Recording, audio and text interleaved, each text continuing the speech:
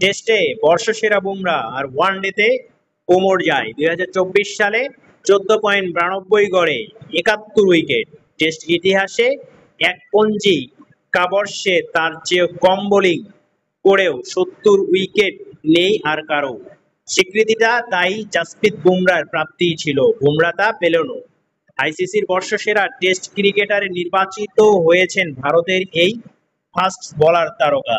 One day বর্ষসেরা হয়েছেন আফগানিস্তানের অলরাউন্ডার আজমতুল্লাহ ওমরজাই। আইসিসি তা আজ নিজেদের ওয়েবসাইটে এই দুই সংস্করণের বর্ষসেরা ক্রিকেটারের নাম ঘোষণা করেছেন। চলমান ২০২৩-২৫ বিশ্ব টেস্ট চ্যাম্পিয়নশিপ চক্রে অন্যতম সেরা পারফর্মার বুমরা। নিজেদের মাঠে কিংবা প্রতিপক্ষের মাঠে বল হাতে সব জায়গাতেই তিনি ভয়ঙ্কর। পিঠের দীর্ঘ চোট থেকে সেরে ওঠার পর ভারতীয় দলে ফিরেছেন ২০২৩ সালের আগস্টে। তখন থেকেই দারুণ ছন্দে উইকেট শিকারের নেশায় মেতে গড়েছেন রেকর্ডের পর রেকর্ড। টেস্ট গত বছরের শীর্ষ উইকেট শিকারীও বুমরা। ৭১ উইকেট নিতে খেলেছেন ১৩ ম্যাচ।